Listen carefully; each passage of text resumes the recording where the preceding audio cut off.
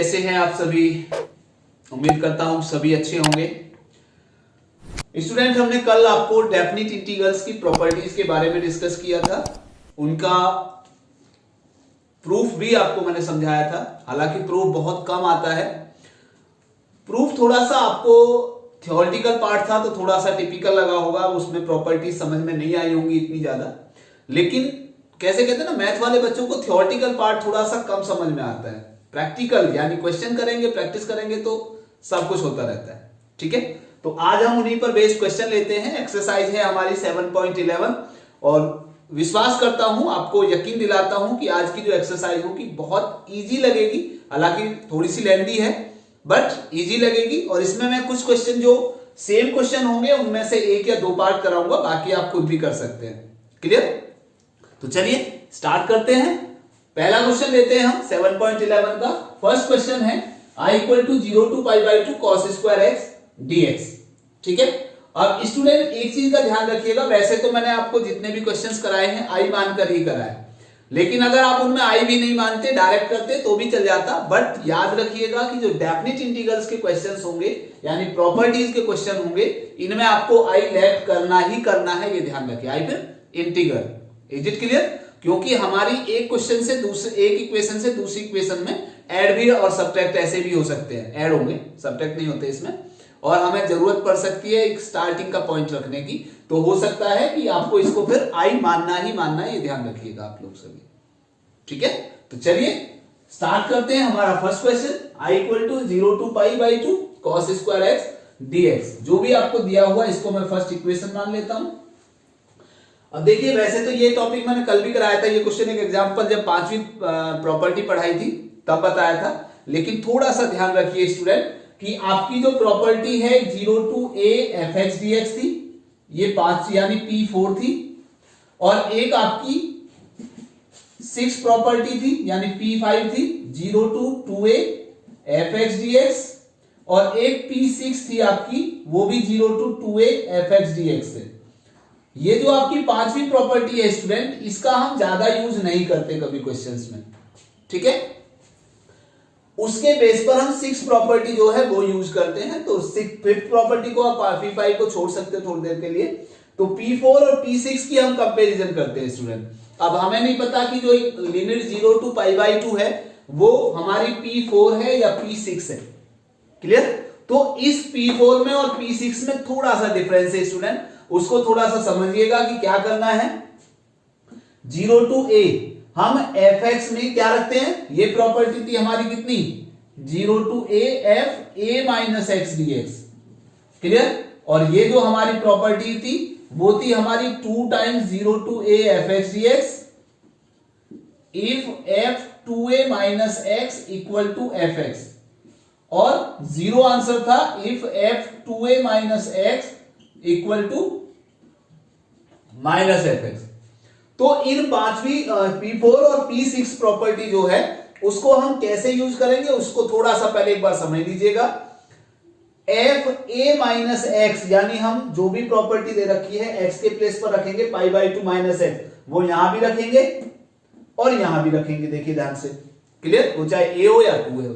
तो अगर हमारा फंक्शन चेंज हो जाता है तो हम P4 यूज करेंगे, और अगर प्रॉपर वैल्यू रख के 2a माइनस एक्स यानी पाई बाई 2 माइनस एक्स रखने पर या तो वही फंक्शन आ जाए या नेगेटिव में आ जाए, तो फिर हम आप ये प्रॉपर्टी P6 यूज करेंगे। तो जरा देखिए कि अगर मैं cos square pi by 2 minus x रखता हूं तो cos square pi by 2 minus theta sine square theta में कन्वर्ट हो जाएगा। तो इसका मतलब चेंज हो गया, तो we have to use the property number P4। Clear? तो ये याद रखिएगा कब हम कौन सी प्रॉपर्टी यूज करते हैं। ठीक है, तो यानी प्रॉपर्टी लगाई हमने 0 to pi by 2 cos square x के प्लेस पर रखा pi by 2 minus x dx। तो ये हो गया 0 to pi by 2 cos square pi by 2 मतलब sine square x dx। Second question. ठीक है, सेकेंड इक्वेशन मान लिया। अब एडिंग इक्वेशन 1 एंड 2, 1 एंड 2, तो ये हो जाएगा student 2i equal to 0 to pi by 2, limit दोनों की सेम है। तो तो ये हो जाएगा cos square x plus sine square x dx। और देखिए स्टूडेंट ये किस में कन्वर्ट हो गया, 0 to π/2 दैट इज 1 dx, और 1 का इंटीग्रेशन होता है x लिमिट 0 to π/2। ठीक है, तो ये हो जाएगा आपका π/2 माइनस 0, इसका मतलब आ गया π/2। तो ये आया है हमारा 2i इक्वल टू, इसका मतलब i इक्वल टू कितना आ जाएगा, दैट इज 2 अपॉन में पहुंच जाएगा π/4। तो this is the answer of question number 1। अब देखिए student question number second, third और फोर्थ बिल्कुल इसी के बेस पर क्वेश्चन है, सेम प्रॉपर्टी यूज करनी है और सेम आंसर भी सेम आना है। सोचने वाली बात है, आंसर भी इसका सेम ही आना तीनों क्वेश्चंस का। तो इसलिए अब कहोगे कि ये तो अलग लग रहा है हमें और ये अपॉन में भी आ रहा है, क्लियर। तो चलिए इन तीनों क्वेश्चंस में से एक क्वेश्चन और हम करा देते हैं आपको यहां पे, ठीक है। उसके बाद आपको क्लियर हो जाएगा कि कैसे क्वेश्चन सॉल्व होना है, ठीक है। तो कौन सा ले बताइए, चलिए क्वेश्चन नंबर सेकंड ही ले लेते हैं। i equal to 0 to π/2 under root sine x upon under root sine x plus under root cos x dx। देखिए इसका मतलब है अंडर रूट साइन एक्स का मतलब साइन की पावर 1/2x, जैसे यहाँ पे साइन की पावर 3/2 है या कॉस की पावर 5 है या साइन की पावर 5 है, तो सेम उसी के हिसाब से पावर में है या अंडर रूट में, इतना फर्क है बस खाली। तो देखिए जरा, इसको इक्वेशन 1 मान लिया, प्रॉपर्टी नंबर वही P4 लगाइए, 0 to π/2 under root sine π/2 minus x upon under root sine π/2 minus x plus under root cos π/2 minus x और dx। तो student 0 to π/2 sine π/2 minus theta cos theta और cos π/2 minus theta sine theta. तो ऊपर आ गया आपका cos x और नीचे sign cos में कन्वर्ट हो गया और cos साइन में कन्वर्ट हो गया, क्योंकि फर्स्ट क्वाड्रेंट में है, दोनों पॉजिटिव होंगे। इसको इक्वेशन नंबर 2 मान लेते हैं। तो ये भी आपका आई है, वही एडिंग इक्वेशन 1 एंड 2, फर्स्ट और सेकंड इक्वेशन को ऐड करते हैं। तो देखिए नीचे under root sine x plus cos x है फर्स्ट में, और यहाँ पे under root cos x plus sine x है, तो प्लस से तो कोई फर्क नहीं पड़ता, तो ये भी डिनोमिनेटर दोनों का सेम है, तो बस न्यूमरेटर ऐड हो जाएगा इधर 0 to π/2, ये हो जाएगा under root sine x plus under root cos x, और अपॉन में भी सेम वही है LCM, under root sine x plus under root cos x dx। जब इसको करेंगे तो साइन की पावर 3/2x प्लस कॉस की पावर 3/2, इसको करेंगे तो कॉस की पावर 5x प्लस साइन की पावर 5x, तो दोनों सेम आएंगे, ये आपस में कैंसिल हो जाएगा, ठीक है। तो ये आ गया आपका कितना, 0 to π/2 दैट इज 1 dx हो गया, और इसका मतलब हो गया 1 का इंटीग्रेशन x 0 to π/2, तो इसका मतलब कितना आया, 2i इक्वल टू π/2 रह गया, π/2 माइनस 0, और इधर 2 को डिवाइड करोगे तो i कितना आ जाएगा, दैट इज π/4। तो देखिए उसी का आंसर बिल्कुल सेम वही आया है। तो ऐसा ही आपका क्वेश्चन नंबर 3 है और ऐसा ही क्वेश्चन नंबर 4 है student, clear. Okay, next question लेते हैं स्टूडेंट, क्वेश्चन नंबर 5।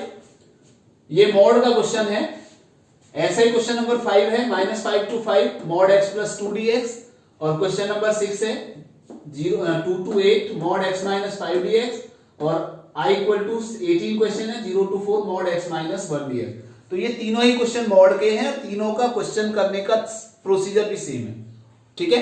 अब सॉल्व कैसे करेंगे ये देखिए। तो मैं पहले क्वेश्चन नंबर 5 बता रहा हूं, फिर इसका प्रोसीजर बताऊंगा, तो you can solve easily, clear. याद रखिए स्टूडेंट, जब भी आपका प्रॉपर्टी ये मॉड का क्वेश्चन आता है तो इसमें हम प्रॉपर्टी नंबर कौन सी लगाते हैं, P2 लगाते हैं। P2 है P3 है, मॉड वाली जो प्रॉपर्टी है वो प्रॉपर्टी हम लगाएंगे स्टूडेंट P2, हाँ बिल्कुल सही है। A to C C to B वाली जो मैं कह रहा था कि it will be happened on maths, केवल ये मैथ्स में ही हो सकता है कि C lies between A and B, got it, okay.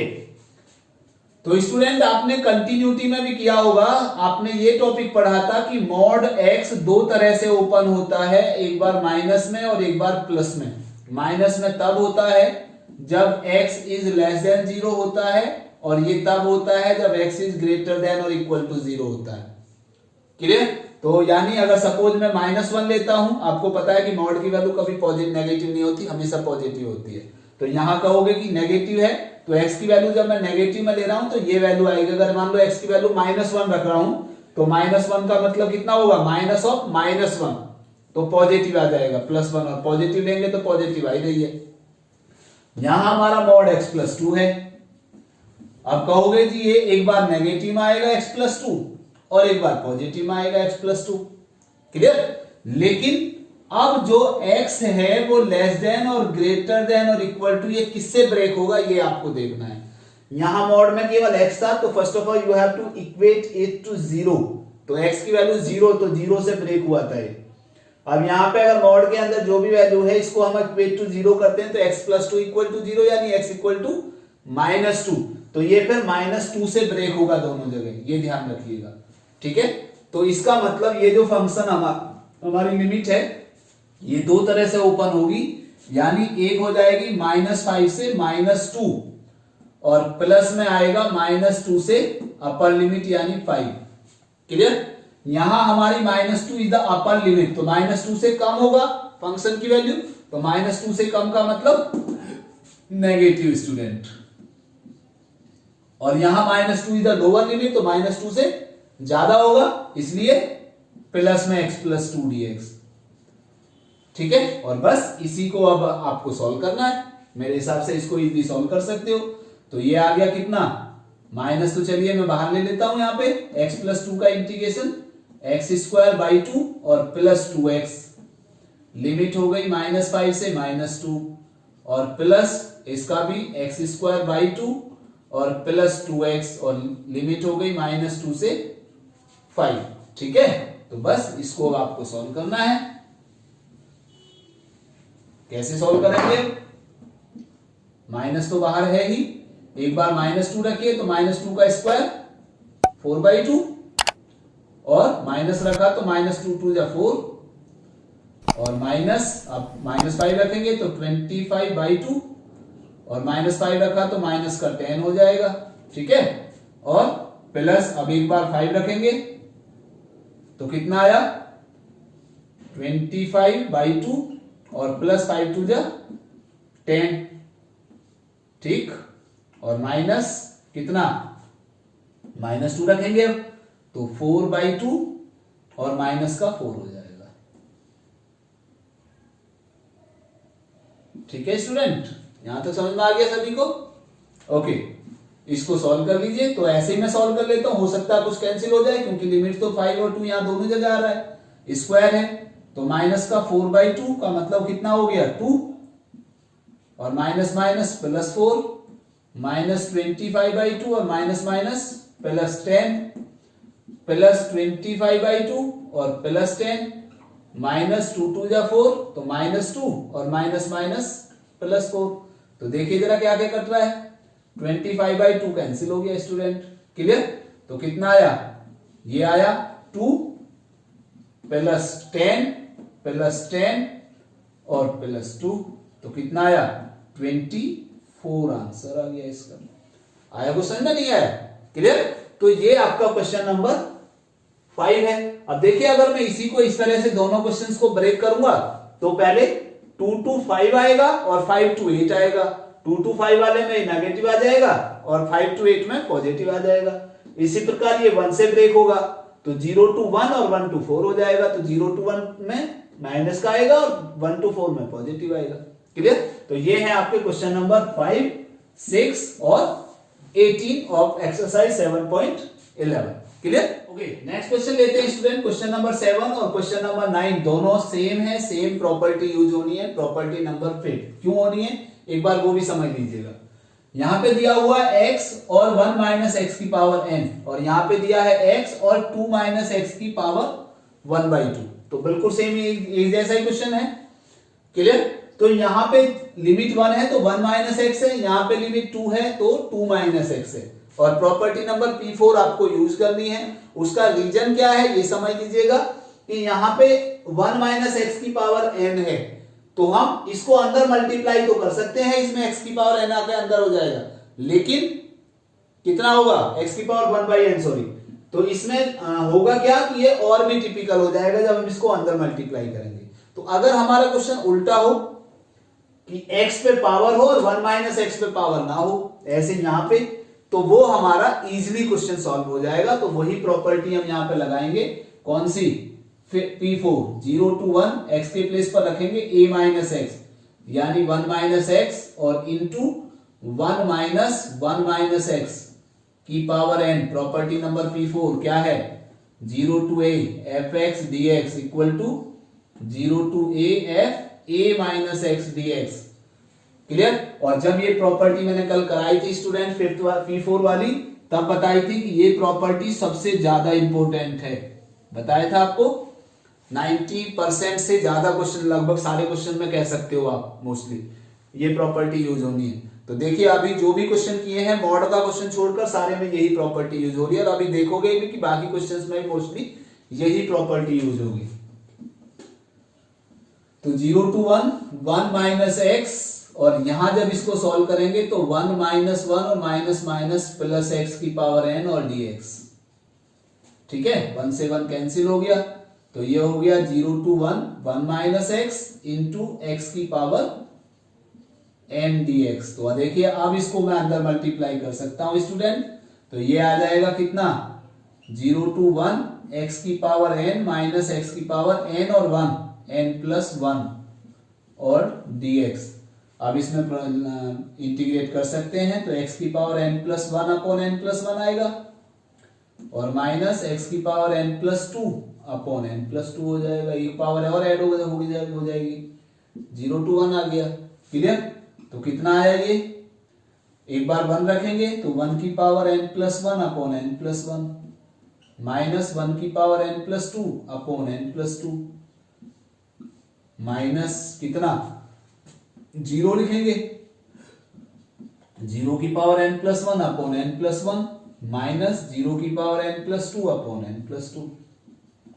अब देखिए स्टूडेंट ये तो टोटल 0 हो गया क्योंकि 0 की पावर में दिया हुआ है। ठीक है, तो कितना आ जाएगा ये आ जाएगा अब यहां पे, ठीक है, दिखाई दे रहा है यहां पे, तो ये आ जाएगा 1 अपॉन n प्लस 1 और माइनस 1, क्योंकि 1 की पावर कितनी भी हो 1 ही आएगा, अपॉन n प्लस 2। दोनों का एलसीएम कितना आएगा n plus 1 into n plus 2, तो कितना आएगा, ये आ जाएगा n प्लस 2 और माइनस n और माइनस 1 हो जाएगा, तो n से n कैंसिल, तो ये आ जाएगा 1 upon n plus 1 into n plus 2। तो this is the answer. Clear. Okay, next question लेते हैं student, question number 8, i equal to 0 to pi by 4 log 1 plus 10x dx। ठीक है, तो देखिए स्टूडेंट इसको इक्वेशन 1 मान लेते हैं, 0 टू a वाली फॉर्म है, और 0 टू a का मतलब है 0 टू पाई बाई 4। अब देखिए पाई बाई 4 से हाफ तो होगा नहीं, क्योंकि पाई बाई 4 हम से हाफ पाई बाई 8 रख के सॉल्व नहीं होता कभी भी ट्रिगो में। ठीक है, तो इसलिए इसमें तो नॉर्मली हमारी प्रॉपर्टी वही लगेगी 0 टू a वाली, 0 टू पाई बाई 4, तो ये आ जाएगा log 1 plus 10 pi by 4 minus x dx। ठीक है, तो लगाइए प्रॉपर्टी, log कितना 1 प्लस 10a माइनस b का फॉर्मूला कितना आएगा, 10a minus 10b upon 1 plus 10a into 10b। ठीक है student, into dx। Clear. 0 to pi by 4 log 1 plus 10 pi by 4 की वैल्यू होती है 1, तो 1 minus 10x upon 1 plus 1 into 10x dx। 0 to pi by 4 log, इसका LCM आएगा student 1 plus 10x, तो ये हो गया 1 प्लस 10x और plus 1 minus 10x dx। 10x से 10x कैंसिल हो गया, तो कितना आ गया, 0 to pi by 4 log 2 upon 1 plus 10x dx। ठीक है, तो इसमें log a अपॉन b का फॉर्मूला लगा सकते हो, तो कितना आया 0 to π/4 log a का मतलब हो गया log 2 माइनस log कितना 1 + 10x और इनटू dx। ठीक है, अब इसको अलग अलग कर सकते हैं स्टूडेंट। 0 to π/4 log 2 dx और minus 0 to π/4 log 1 + 10x dx। ठीक है, तो देखिए स्टूडेंट, यहां से अगर मैं log 2 तो कांस्टेंट है, बाहर आ जाएगा, 0 to π/4 dx बच गया केवल, और ये देखिए वही हो गया जो आप लेकर चले थे स्टूडेंट i। ठीक है, तो माइनस i इधर आ जाएगा, तो that will become i + i 2i equal to log 2, और इसका इंटीग्रेशन हो जाएगा x लिमिट 0 to π/4, तो ये हो गया आपका log 2 इंटू π/4 और माइनस 0, तो इसका मतलब ये आ गया π/4 log 2, ये आया 2i इक्वल टू। ठीक है, तो i कितना आ जाएगा 2 और अपॉन में आ जाएगा, दैट इज π/8 log 2। तो this is the answer of question number 8। Okay, next question लेते हैं student, question number 10। i equal to 0 to π/2 2 log sin x minus log sin 2x। तो वही प्रॉपर्टी फिर से यूज करेंगे स्टूडेंट, इसको इक्वेशन 1 मान लेते हैं। 0 to π/2 2 log sin π/2 minus x और minus log sin 2 into π/2 minus x और dx। ठीक है, तो ये हो गया 0 to π/2 2 log sin π/2 minus theta हो गया cos थीटा यानी cos x minus log sin, देखिए 2 को जब अंदर मल्टीप्लाई करेंगे तो आएगा पाई माइनस 2x, और sin pi minus theta sin theta ही होता है स्टूडेंट, तो sin 2x आ जाएगा dx। इक्वेशन नंबर इसको 2 मान लेते हैं, दोनों को ऐड कर दीजिए, तो 2i इक्वल टू कितना आएगा 0 to π/2, देखिए जरा ध्यान से, 2 log sin x minus log sin 2x plus 2 log cos x और minus log sin 2x dx। ठीक है, तो ये हो गया स्टूडेंट 0 to π/2, देखिए 2 log sin x और 2 log cos x, तो ये हो जाएगा 2 log a प्लस b, तो sin x cos x आ जाएगा स्टूडेंट। ठीक है, और माइनस log sin 2x और माइनस log sin 2x, तो माइनस 2 log sin 2x आ जाएगा dx। ठीक है, 2 यहां भी आ रहा है, यहां भी कॉमन आके कैंसिल हो जाएगा, तो ये आएगा i equal to 0 to π/2 log sin x cos x को कितना लिख सकते हैं, अगर मैं इसमें 2 से मल्टीप्लाई 2 से डिवाइड कर दूं तो ये आ जाएगा sin 2x/2 और माइनस log sin 2x बच गया dx। ठीक है, इसमें फिर से वही log a अपॉन b का फॉर्मूला, तो 0 to π/2 log a का मतलब sin 2x minus log b का मतलब log 2 और minus log sin 2x dx। ठीक है, तो log sin 2x कैंसिल हो जाएगा स्टूडेंट, क्लियर। तो ये आ गया 0 to π/2 माइनस log 2 और dx, क्लियर। अब इसका इंटीग्रेशन करेंगे हम, तो i equal to minus log 2 तो बाहर आ गया स्टूडेंट। ठीक है, कितना बचा सिर्फ 0 to π/2 1 dx रह गया केवल, तो ये हो गया माइनस log 2 x आ गया, और इसका मतलब 0 to π/2, तो ये आ गया माइनस log 2 इंटू π/2, तो इसका मतलब i इक्वल टू आएगा माइनस π/2 log 2। ठीक है स्टूडेंट, 2 तो कैंसिल हो गया था, तो बस यही इसका आंसर आएगा स्टूडेंट, क्लियर।